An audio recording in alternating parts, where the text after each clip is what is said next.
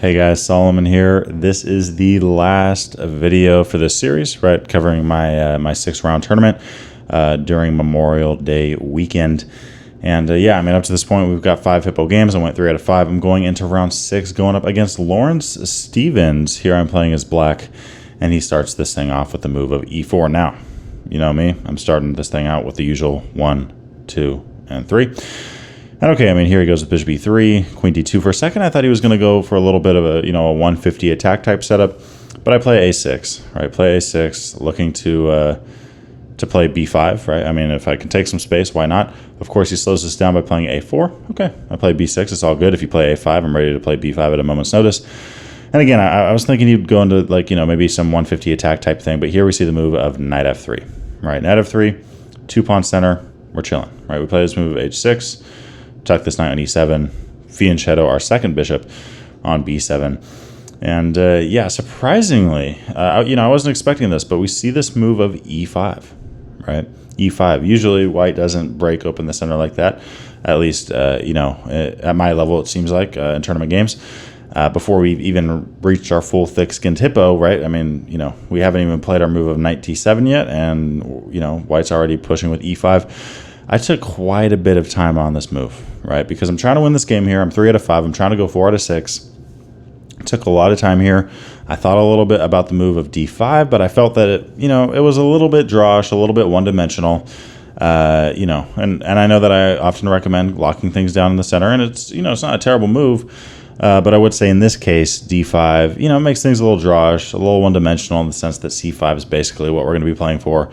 And yeah, it's going to, in a sense, turn into some kind of version of the French a little bit. But obviously, different at the same time. I also thought about this move of d takes e5 quite a bit. This actually turns out to be the computer recommendation. Notice here that knight takes e5 is really what white needs to play, right? Because if d takes, I can capture the queen. And if the knight takes back, thank you for the pawn. Right, so you don't want to lose a pawn here. You got to take back with the bishop. In that case, I can't take this knight, right, and then just take off the pawn because guess what? A bishop would be here, and my rook would simply fall off the board. But I can play knight d7. Right now, I have 2 attackers, and the second that you defend it, I play knight c6. Right now, I have 3 attackers on that pawn. You could play a move like rook fe1. Whole idea being that blah blah blah. After I take and take and take, you have some check ideas. But now I could just play g5. Right, play g5. Kick this bishop, kick the knight, and end up just winning this pawn. Here black's up a pawn, and white really doesn't have much to show for it. So I was very comfortable in this line. The line that I wasn't comfortable with, though, was knight takes on e5, right? Because in this case, if I capture and then capture on d2, it's a little bit harder to win this pawn, right? It's a little bit harder. And it's honestly a little bit more tricky. I mean, even here, if we play knight c6 and rook ad1, it's actually not even in our interest to take, our best interest to take that pawn because of bishop f4. Our knight's attacked, right? The second our knight moves, we're dropping that pawn on c7, right? We're starting to really form some weaknesses here. And if we play a move like f6, we just play the move f6, right? f6 could be played. And yeah, I mean, I don't know. I'm not a fan of this position for black. So, going back to that, original position after rook d1. By the way, we don't have to take this guy, right? Because that runs into bishop f4. Here's probably a lot better just to castle queenside. And black here does have a slight edge. But again, I was trying to win this game, and I just felt that, a position like this, white could try to fight for a draw. And yeah, it's not like, black's advantage here is anything crazy, anything complicated, anything like that. In this game, I was really trying to complicate things and use all the hippo ideas that I could possibly use at my disposal. So against the move e5, I don't take and I don't close down. I actually just play knight d7, right? I know, a lot of you guys are just thinking, wait, why don't we just lock the center right away? Usually that's what we do. That is true. However, what I've realized, right, in recent times, I'm still growing in my hippo skills, right? I'm continuing to kind of narrow things down a little bit. Whenever you do see a move like e5, that there's totally moments where a move like d5 is totally a great move to play. And even there, again, it's not a mistake. But in this case, notice if e takes d6 and c takes d6, this pawn's hard for white to attack, right? It's hard for white to take advantage of. Now, it's different if white you know, at some point in the game pushes with d5 and then takes on e6, because e6, on the other hand, is a big weakness. What's the difference between e6 and d6? Well, the difference is that the queen can defend d6 on its starting square, and neither the queen or the king can defend e6 on their starting squares, right? So if you see a move like d5, you want to lock things down quick. You want to go into that kind of King's Indian attack type setup. And against e5, sure, there's times you want to lock things down too, but this is also an option, knight d7. In this case, white captures on d6. And, you know, white didn't play bishop f4, but even if they did, we could just play knight f6. d6 is very well defended. And in this case, we have a very active bishop on b7, right? White has one central pawn. We have two. And we have a great grip on that d5 square, not to mention a knight that is looking at e4 as well. White here plays rook fe1. Notice here white's pieces are a little bit, you know, just kind of cramped up, right? Not like, you know, white's doing terrible or anything, but, you know, white does have some kind of cramped pieces they got to work through. I play queen d7 here, rook c8. You know, there's an open file for the rook. Why not take it? Knight d2 is played, and I now activate my knight on that d5 square, right? This pawn protects, but I don't really count the pawn in this kind of position because we'd never really want to take back with the pawn, because then the rook could potentially get some kind of x-ray against our king. So really I'm just counting these two pieces. I was actually expecting the move of knight c4 here, putting a little bit of pressure on b6, right? b6 is a target here. That, you know, I mean, even if you do play knight c4, you're not threatening it because we do defend it, but, you know, knight c4 is an active move. But instead we have this move of knight d e4. In that case, I just take, and now I play f5. This is one of my favorite things about the Hippo. So far, we're playing a normal game, but those flank pawn breaks, those g5, b5 pawn breaks, those central pawn breaks, all these moves that we have are still there, right? In this case, we simply move a flank pawn to f5, and yeah, I mean, my opponent here, Lawrence Stevens, you know, he said he didn't, you know, we were analyzing the game afterwards. By the way, great guy. Yeah, he said he didn't see the move f5. It's hard to figure out where this knight's going to go now, right? It's tough because if you go back to a square like c3, we just take it and we win a pawn, right? If you go back to a square like d2, we play f4, and guess what? Your bishop's trapped, right? Your bishop's trapped. If you take, we just win a piece. Not to mention all this, you know, activity, right? So going back, I mean, knight g3 was playing the game, but in that case, we still win a pawn. We just pick off a4. We're now looking to, you know, capture on c2 as well. White here defends that with bishop d3. I just play queen c6. I'm trying to, you know, do a little battery here on that g2 pawn. And notice, I mean, if it's black's move, we can just take the bishop. Anywhere you move this knight, we're going to be threatening a mate in one. So white here really does have to play the move of f3, which is what happens pretty quickly in the game.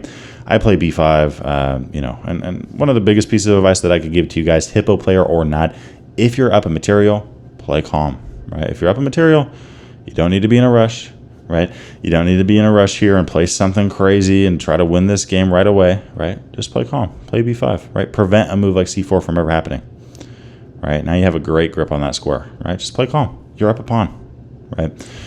Rook e2 is played here. I play king f7. Why didn't I castle? Because white has a battery on h6. And if you're a Hippo player, you really got to train yourself in this area. It may seem like you can just castle, but then remember, your rook just left the defense of this pawn on h6, right? So in that case, white would just snatch it off. And okay, I mean, we could get a pawn back, but we don't want this, right? Again, we want a simple game. We're up a pawn. I'd rather just be up a pawn with a very just kind of calm game than up a pawn with pieces flying everywhere, right?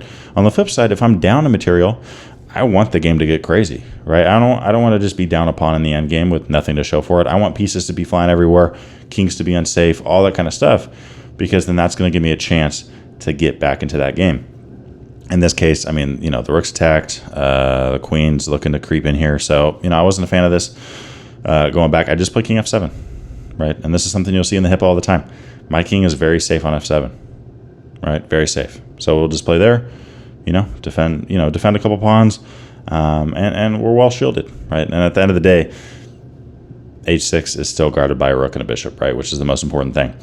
The rook goes over to e1 in the game, right? You know, Lawrence just trying to juggle up rooks. In that case, I take back with the knight. The queen has to take. If you take with the rook, then I just take with the bishop, and your rook's pinned to the king. So the queen captures back. Obviously, I can't take on d4 now unless I just want to, well, you know, lose my bishop or just...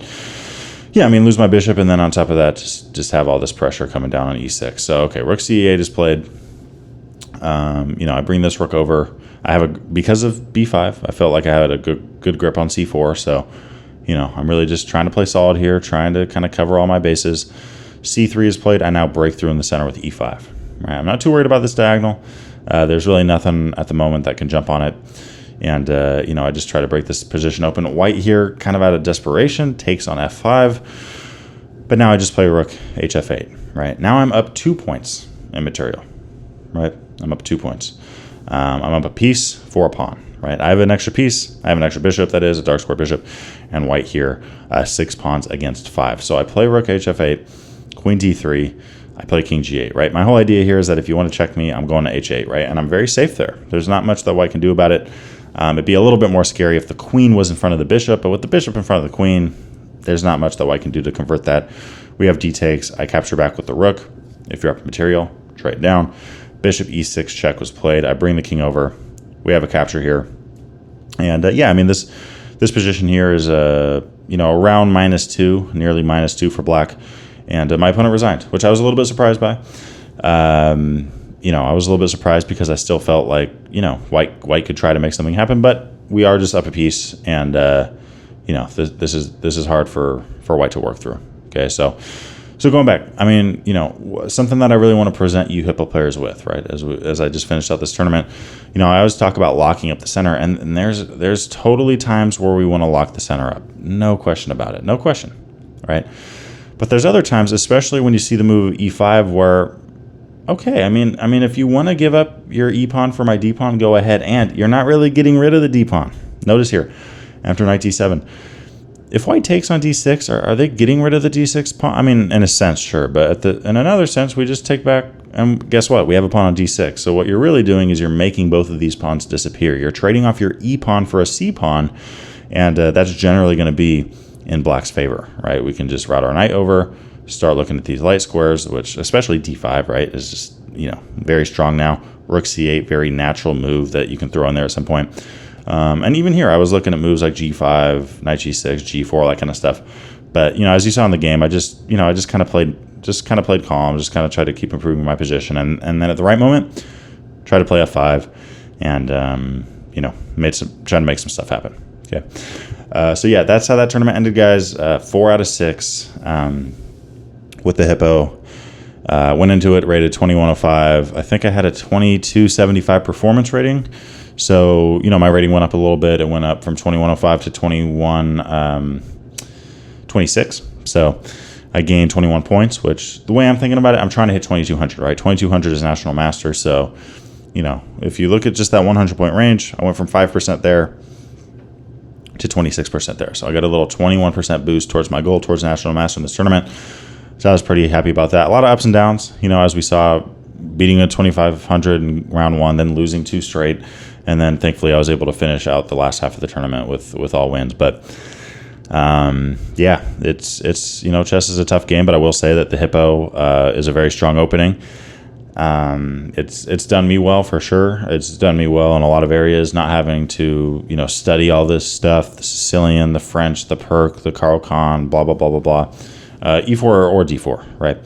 And it's really allowed me to get positions where I'm very comfortable with them and my opponents usually aren't, right? So that's one advantage as well. And if you guys are interested in learning the Hippo for yourselves, I made a course on it over 6 hours. I will leave a link to it in the description below. I'm a big believer in the system. I'm not just, trying to, just sell you something because, no, I really do believe in the system. I hit Candidate Master with it. I'm now trying to hit National Master with this system. And I'm going to just continue playing it every game and trying to improve on my skills. Let me know down in the comment section below if you have any questions about the Hippo in general. I'll be glad to assist. And we also have a lot of subscribers on this channel that know what they're doing when it comes to the Hippo. So, if you know what you're doing and you see a question down there, don't hesitate, to answer back and help your fellow sub out. Okay, so again, thanks for watching this series. I'm looking forward to hopefully releasing another one soon once I join another chess tournament. Again, my goal is to reach 2200. With playing nothing but the Hippo. Wishing y'all a great one. Hey, thanks for watching today's video. I hope you enjoyed it. Wanted to give a big shout out to my Patreon supporters for the month of June in 2023. If you haven't checked out the Patreon before, go make sure to check it out. We'd love to have you join the family, and we are continuing to add more and more benefits that you get, right, by becoming a member. As always, thanks for watching today's video, and I hope to see you in the next one.